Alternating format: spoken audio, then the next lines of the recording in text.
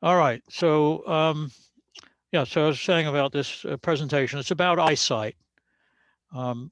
We all have some kind of eyesight problems, and some of us know how to deal with it a little bit. Some of us know how to deal with it a lot, and some people don't know at all.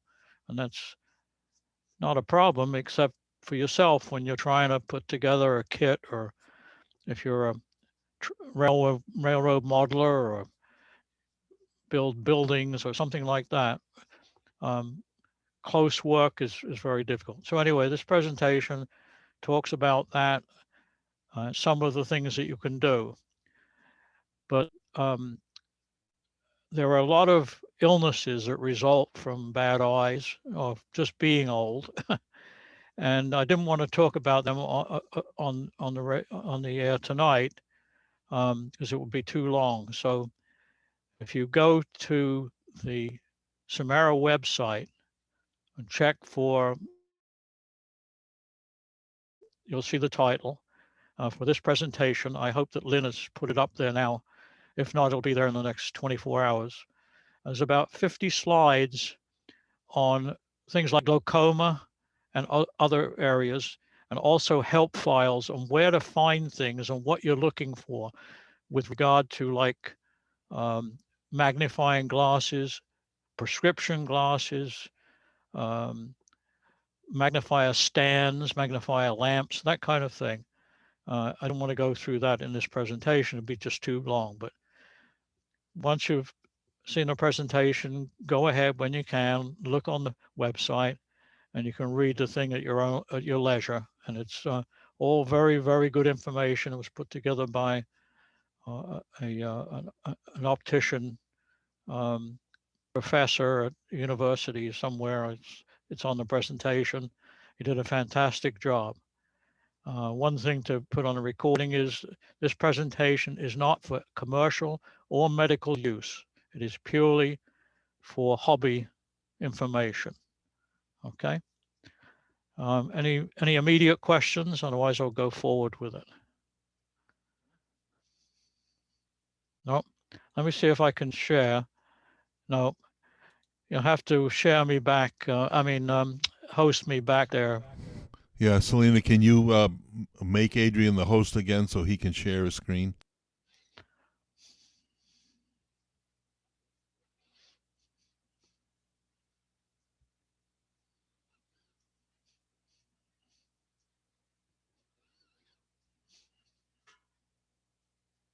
Okay, you got it now, Adrian. Thank you.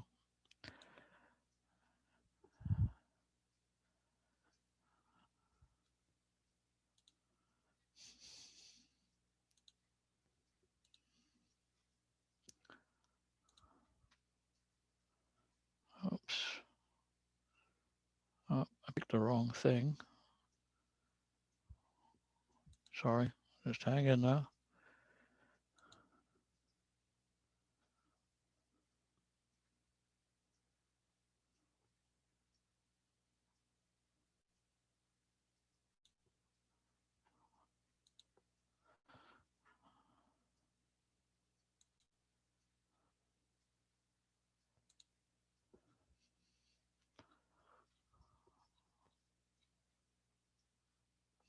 Okay, let me hide this stuff here. Okay. All right. Can everybody hear me? We can hear you and we can see your screen. Okay. Every so often, every 6 minutes, somebody grunt. Because if you don't hear anything, you don't know whether you're being heard. So somebody say something. George, you're elected to do that. Okay. Presentation is Eyesight, Aging, and the Ham or Tinkerer. It's extracted from a presentation by Dr. Richard Meets, clinical professor at Indiana University. He also had a practice. Quite honestly, having been trying to contact him for the last year, I believe that he might have left this earth, but I hope he had good vision when he did. This presentation has been revised and is only to be used for presentation to non-commercial and non-medical entities. Such entities would include hobby clubs such as amateur radio, vintage electronics, model railroad, model vehicles, and diorama construction, each of which requires close work to construct, repair, or operate, and where close work is necessary for the enjoyment of the particular hobby. By me today or yesterday. Maybe you just got that DO-138 kit or that SDR kit or that audio interface or that network analyzer kit in the mail. You quickly unwrap all the parts slowly and begin to assemble them without reading the instructions. Just about then, you realize that the micro-sized components have micro-sized writing on them. Bringing a component close to your eye, you realize that it is hard to see. So after cursing every Asian manufacturer known to man, woman, and beast, you go on to your closet and pull out that old magnifier lamp, the one with the 8-inch fluorescent tube. And so it goes. Why is this happening? What is wrong? What is wrong with me or the world? The ability to do prolonged detailed work at near distances changes with age. Mature tech types must also change how they approach the task by using vision aids and lighting, or by changing scales for model railroaders or component sizes for tech projects. The goal of this presentation is to show how best to use the myriad of available lights and magnifiers to your advantage. There's 3 parts to this. I tried not to use numbers and everything, so you won't know which part you're in unless you read the title. Age and your eyes, focus versus your age, blinking and tears, comfort and vision, lights and lighting, terms and parts. Be a section on glasses, magnifiers and readers, and a section on computer vision and eye health. Vision terms. The ability to focus on near object. When we are viewing distant objects, our eyes should be in a relaxed state. When a person works up close, the eyes accommodate a near, they call that near focus. Converge, eyes turn in. Pupils constrict or get smaller. Blink rates drop. Blink less. The closer the near object, the greater the muscle effort from the eye. Our eyes can add plus power to see from infinity to near until about age 40. Then presbyopia, the old vision problems come in. There's another term for it, short arms. Age-related loss of accommodation. We'll need reading glasses or bifocals. These are all the possible provisions that you have to make. Near focus and old eyes. By early to middle 40s, the eye's lens starts to harden, turn yellow, and lose ability to focus as a part of the normal aging process called presbyopia. When we need to help that focus by wearing bifocals or reading glasses, by our late to late 50s, this change is complete, with 3 to 4 prescription changes along the way. All of those who wear glasses, yay. In fact, my glasses just fogged up. Convergence. The second most difficult thing for the eyes to do is to converge on a near object. The eyes must exert muscle power to turn in and hold the near point of focus. The closer point of focus, the more effort it takes. The power of your glasses help or hinder. However, by looking slightly down makes it easier. 4 muscles do the work of 2 in a slightly down-looking position. If you're nearsighted, you're helped by not having to turn your eyes as much due to a prism effect of your lenses. However, if you are farsighted, you are hindered due to the same effect, but with the opposite direction. Pupils and depth of focus. At near distances, the pupils become smaller, not because of too much light, but to increase the tolerance of the near focus slightly by the pinhole camera effect. This depth of focus helps us at near sight by increasing our depth of field, allowing us to see more near items in focus at the same time. Pupils, lights, and lighting. To make full use of the depth of field effect, the eyes need to not only correct the amount of light, but also to correct the color, blue-white. How much light? Too much light causes glare. Too little, and the pupil will not get small enough to give us the depth of field needed to see details. In addition, as we age, the amount of light reaching the retina decreases by 26% at 50 years and 44% at 80. You listening, Dick? Yes, I am. Okay, thanks. I needed the feedback there to know everybody was still there. I have brand new lenses. Very good. Task lighting, layout lighting. Layout lighting is designed like we change the level and the color to tell a story. Work light is designed to maximize the eye's ability to see detail and to work efficiently. To maximize visual efficiently fully, ANSI standard office lighting is needed. I have to rewrite that someday.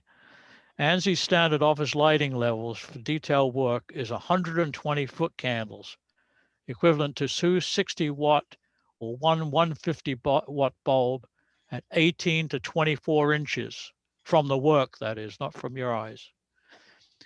Most modelers tend to use a 40 to 60-watt lamp or half what is needed. However, more light is not always better due to spectral density, or sensitivity rather, the wrong color, glare, too much. Lights and lighting. Standard lights do not match the spectral color sensitivity of the eye. Incandescent lights tend toward the red and orange spectrum, making it harder for the eye to judge distance. Fluorescents tend toward the blue spectrum, increasing glare. In order for the eye to see effectively, the level of spectrum peak and color discrimination must match the eye's sensitivity. Lights and lighting continued. Lights are rated by more than just watts.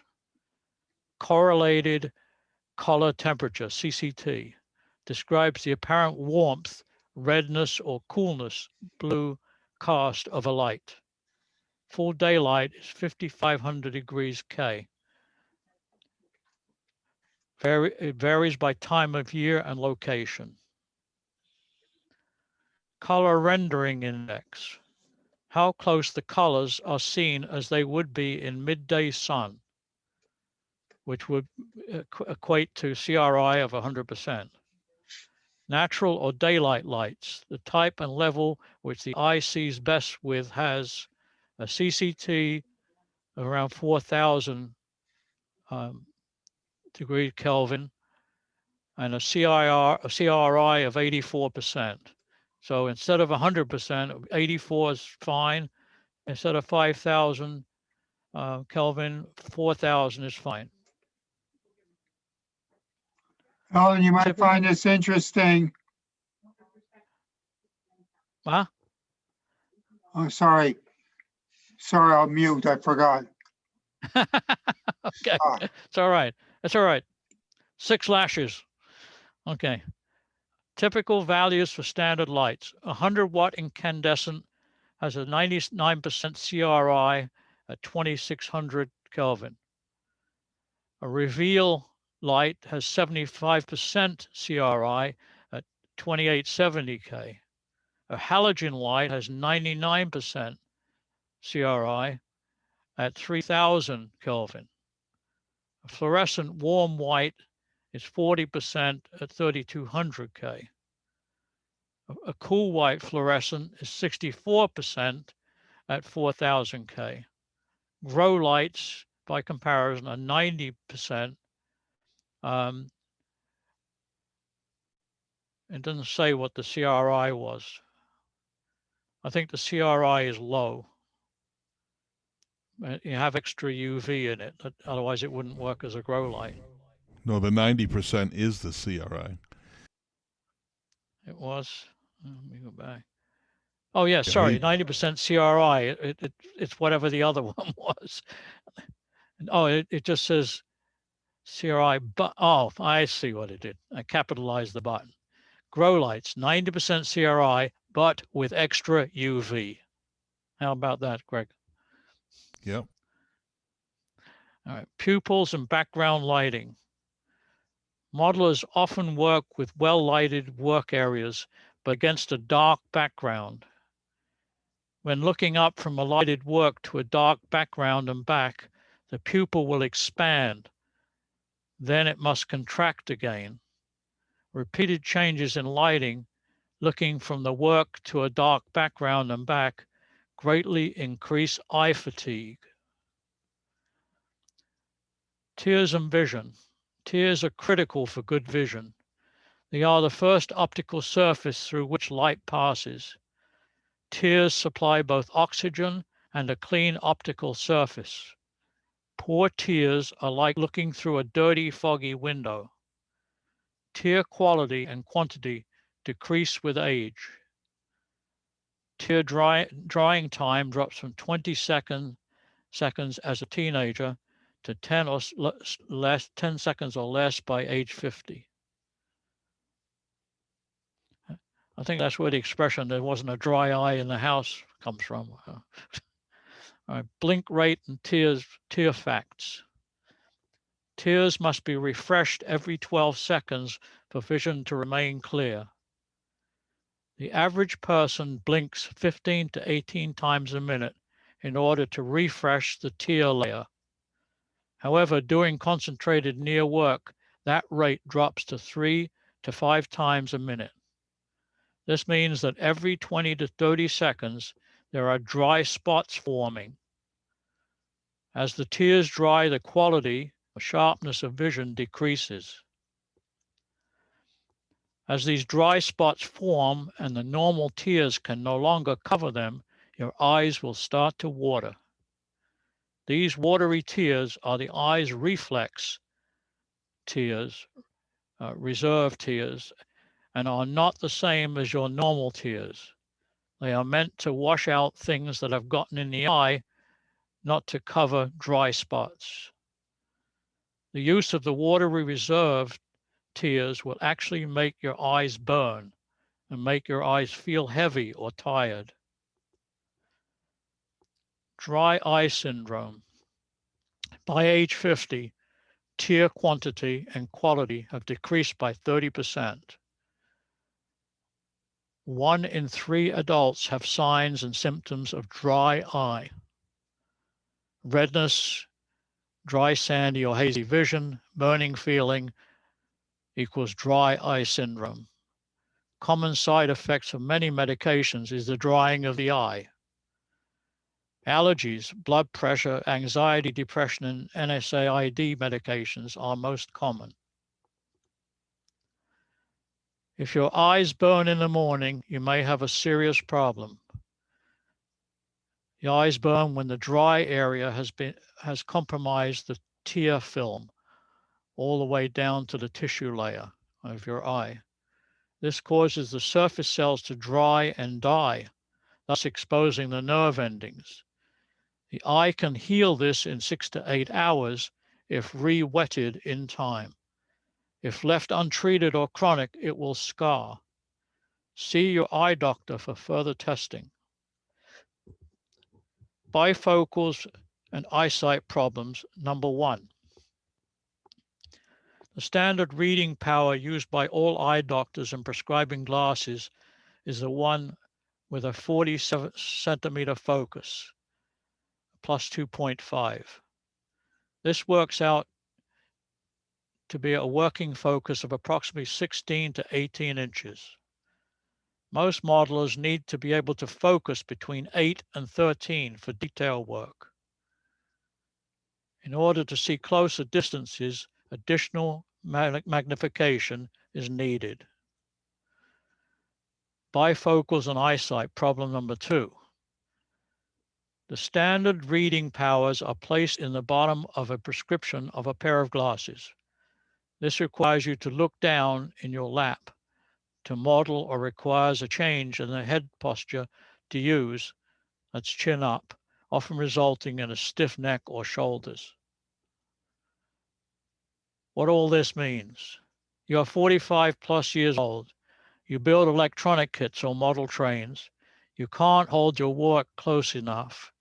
You have tried magnifiers and they are hard to keep in focus, or you are too close for comfort.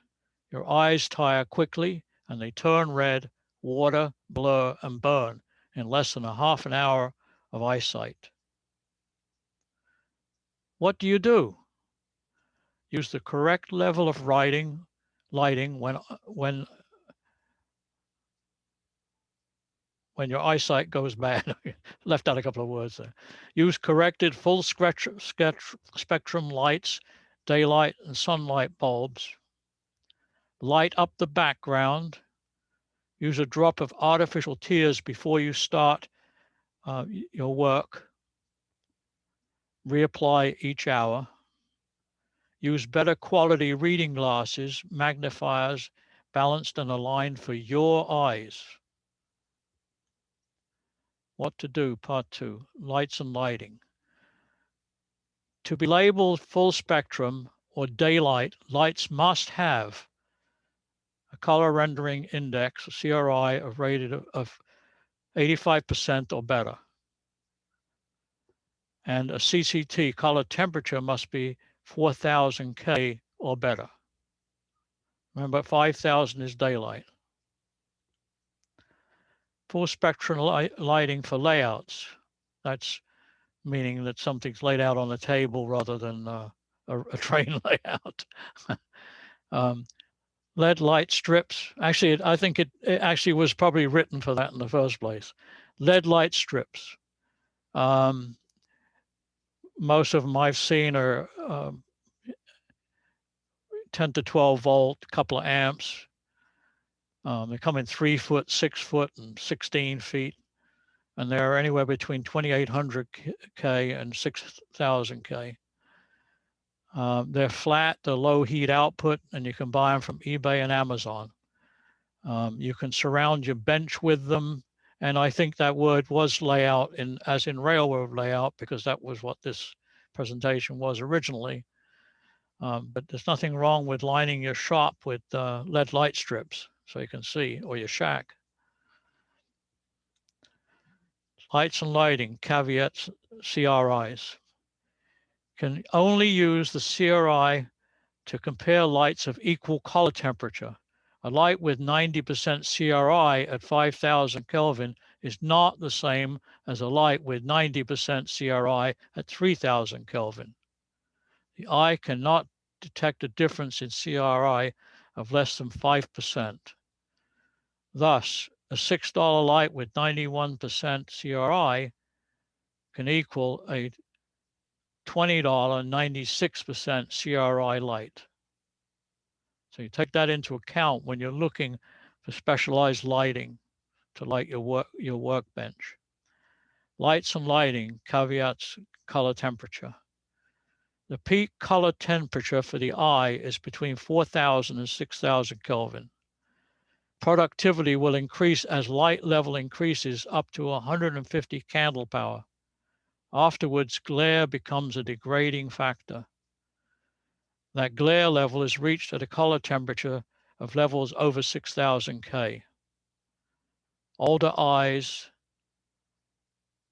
the glare level is lower.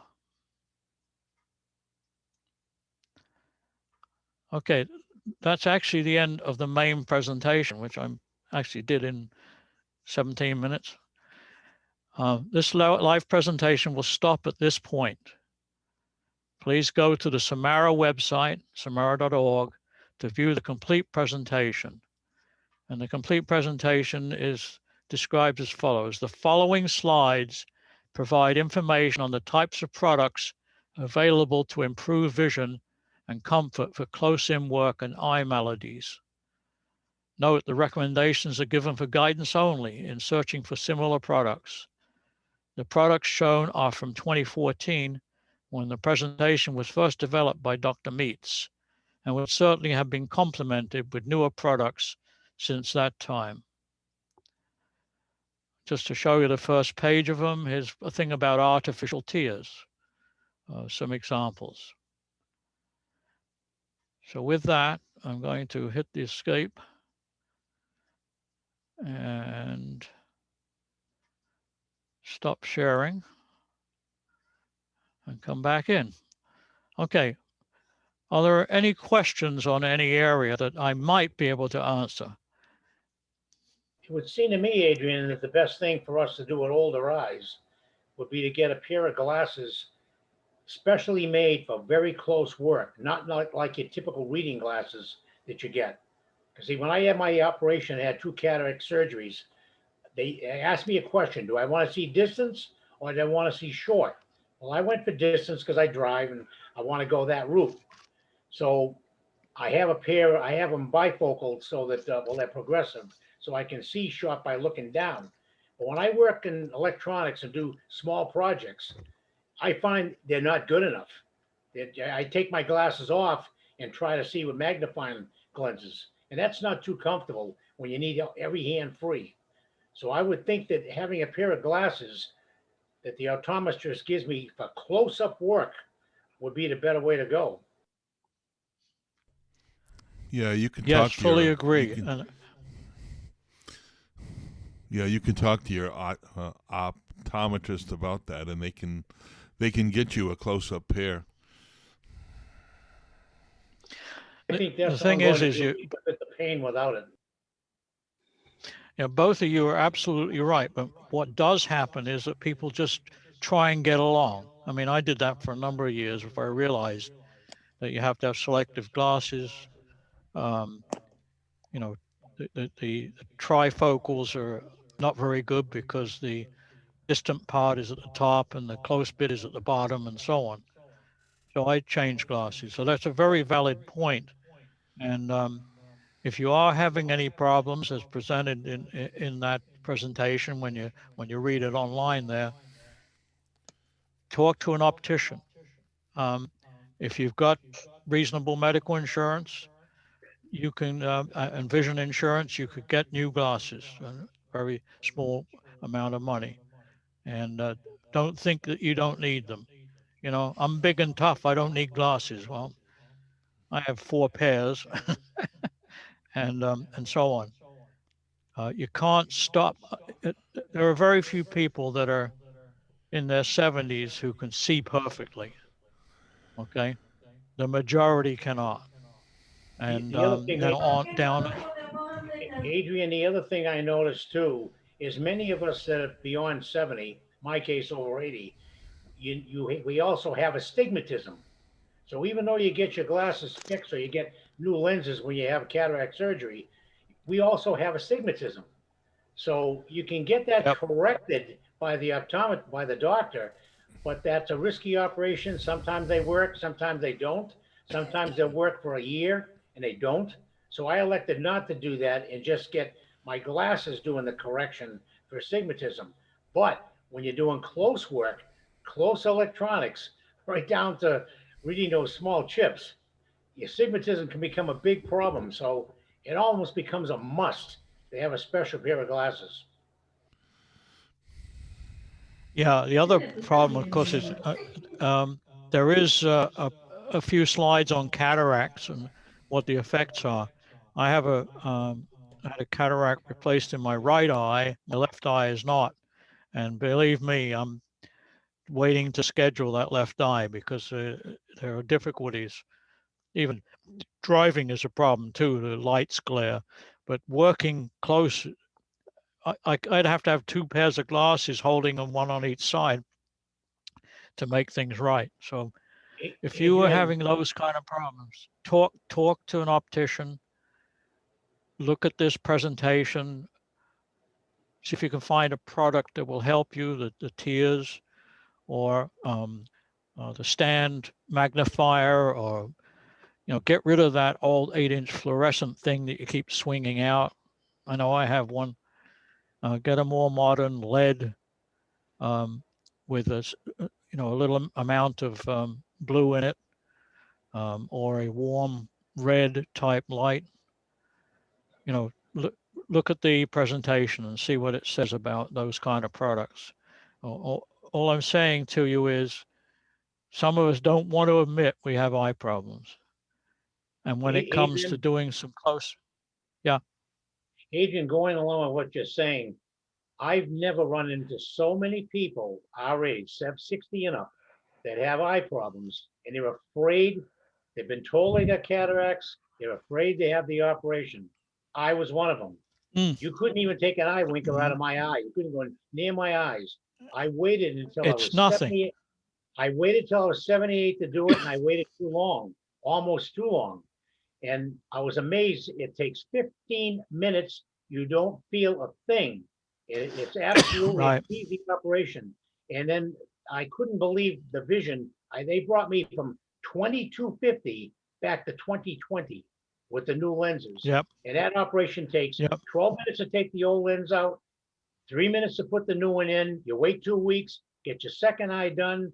It is, I tell you guys, get it done. Yeah, I'm waiting to get the left eye done. My right eye was 2040. It's 2020 still after 3 years. I have a question. Yeah, Vic. Yeah. Yeah, Vic. Okay, so when you get the cataract surgery, I have that same problem. You can't even get near my eyes without me blinking, How do they do it so that?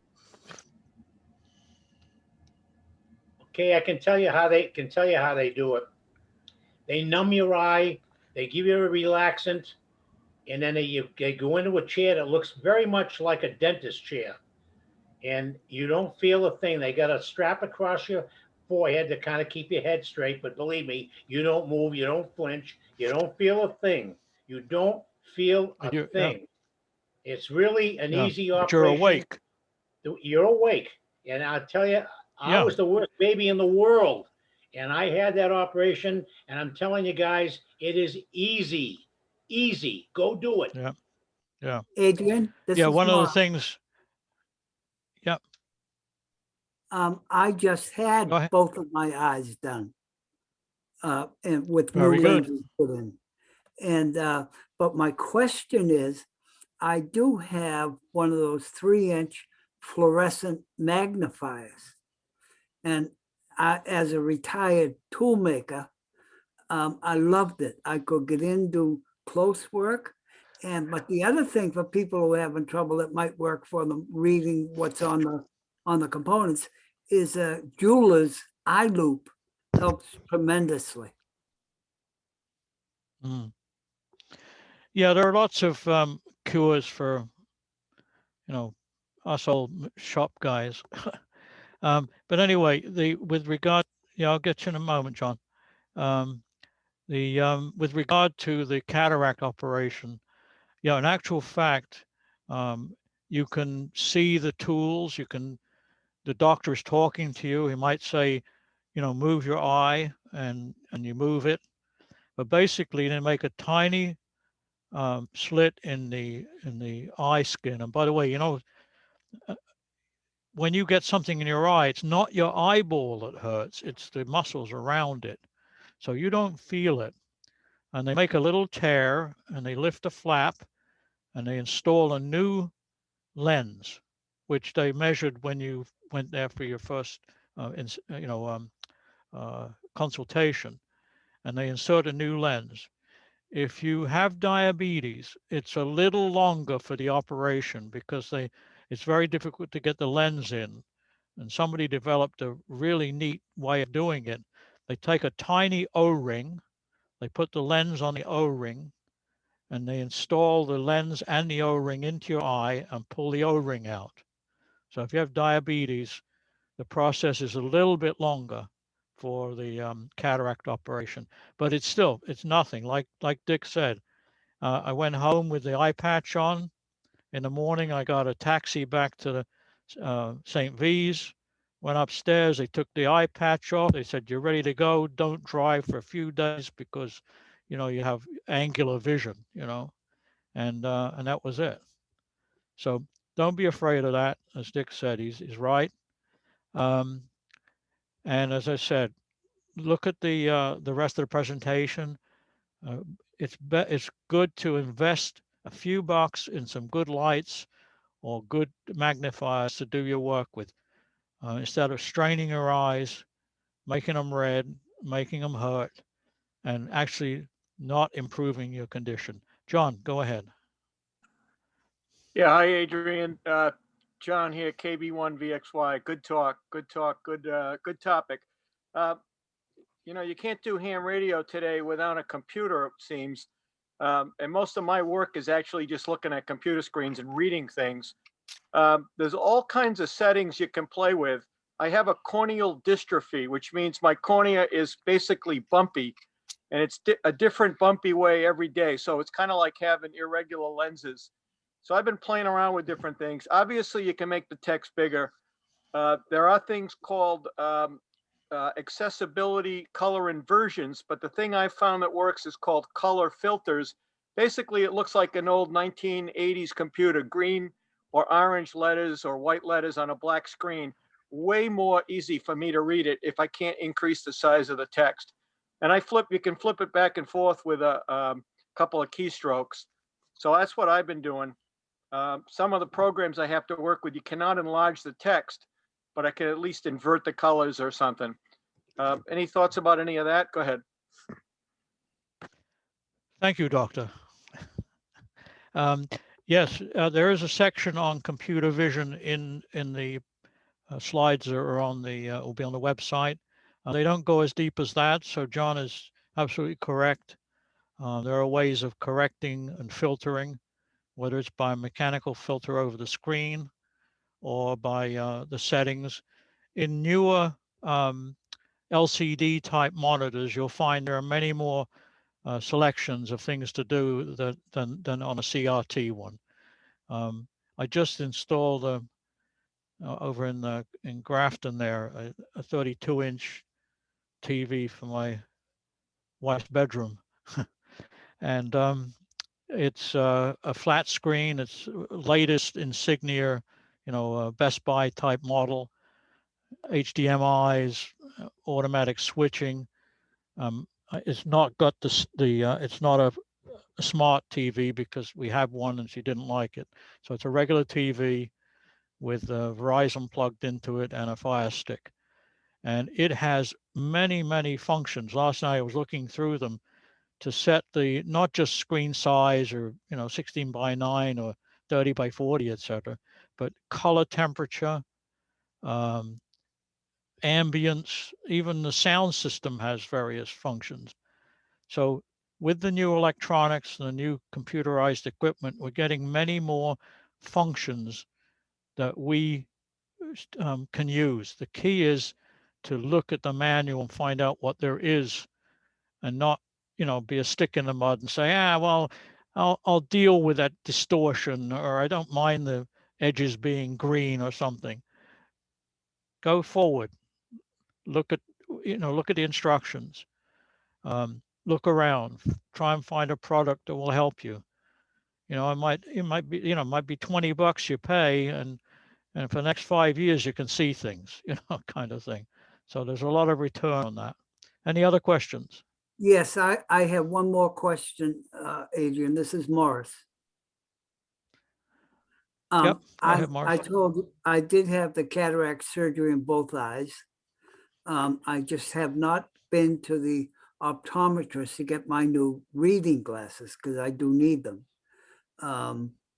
My vision will be 20/20 with those glasses.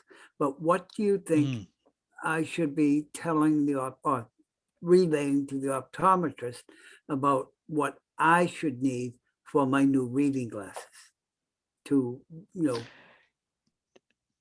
Tell them what you're going to be reading. Are you reading, amateur radio magazines instruction books, dials, tell them what you are actually doing. In fact, I don't think an optician even asks what your hobbies are. I think that the only thing people do is eat breakfast and drive.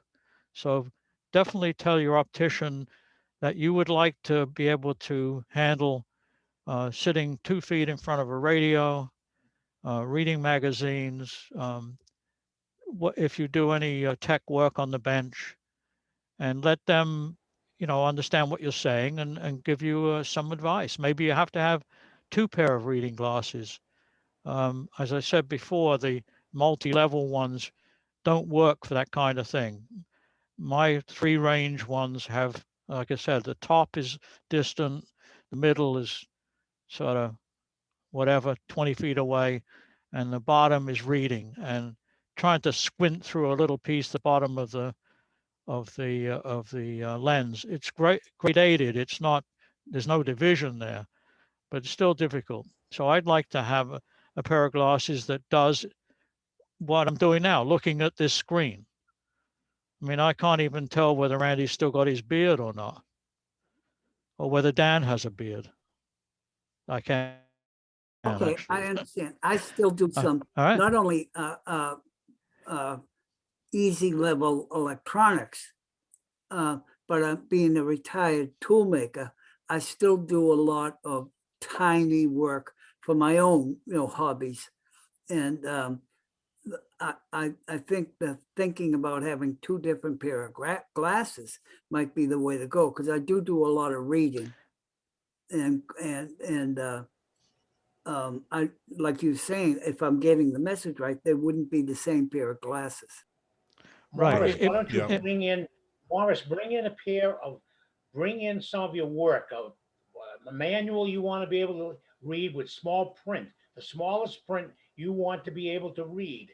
Bring a sample with you, and if you can bring in something that you work on that's small enough, I mean, you can carry in there, show the optometrist what you'd like to be able to see, and they can tailor your glasses to what you want. That is a great idea. Thank you very much, Dick. That is a great idea. Very Hi, good, Dick. everyone. Good suggestion. Adrian, this is Antonio, KB1AAF. I would like to add something. So always, whenever you go to your ophthalmologist or optometrist, make sure you get your prescription. Because with your prescription, you can go online into Cine Optical, which is a company that makes glasses. It's based in California, so they take about 2-3 weeks to make it home.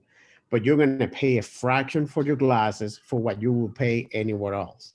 Like I got like 3 reading glasses with special filter for the computer so that your eyes don't get tired. And I think I paid like $65 per each pair. When if I would have gone to Lens Crafters or somewhere else, I would have paid $300-400 for the exact same type of glasses. So make sure you get that prescription with you so you can actually go to these websites and get discounted equipment. Antonio, Tony, this is Antonio. This is Victor, K1VA. Would you repeat the name of that online site? Yes, I'm going to actually type it in the chat so that you guys yeah, can see please it. do that. That's what I Yeah. was going to ask you to do, is to put it in Thank chat. you. And Very they good. have everything. All they ask is for your prescription. Your optometrist or ophthalmologist should do your popularity distance, and usually they write that down on a corner on the prescription. It says PD, and that you basically put all those numbers into their system, and they have the glasses. And if by some reason the glasses don't work right for you, you can actually send them back to them. They're amazing. They're very, very good. Like I haven't paid more than $300 on glasses when I'm buying them by myself, because I just buy them with them, and I buy like 3-4 pairs at a time. Very, What's the very good. turnaround usually? The Thank you. turnaround with COVID, it's been a little bit longer. It used to be about a week to 2 weeks. So with COVID, the last ones I ordered took about 3 weeks to make it home. Thank you. The money and the time waiting is very worthwhile, folks. If you have a problem, if you've got any kind of vision insurance, check it with your optician as to what you can do. And if you have to pay extra, like Antonio said, a couple $100, but he's got what he needs, and he doesn't get, his eyes don't get sick. Okay. Any Yeah, and other the other questions? the other thing you can get with this type of getting glasses through Cine Optical or other online, it's that you can actually get what you want, the size you want it, and all glasses have their size on it. So like if you look on the nose bridge, there's a set of numbers there, and that actually Right. Cine Optical explains to you what numbers, what is the distance of every part of your glass, looking at those numbers. So you can actually pick up a pair of glasses very similar in size to what you actually use. That's another, something also very useful, and they explain to you how to look at those numbers. You will definitely need a magnifying glass to be able to see those numbers, but they're on the they're usually on one of the legs or in the nose bridge. Right there you have those numbers that they tell you the sizes in millimeters of the lens, the width, the bridge, and the temple. You're right, Antonio. It's there. Any other Yeah, so the questions? first number you get there is your bridge. The second Yeah. number you get is the width of your lens. And then the third number is usually the temple, and that one is usually on the leg of the eyeglass. Hmm. All right. Any other questions? Yes, it's for there. anybody? It's small, but it's there.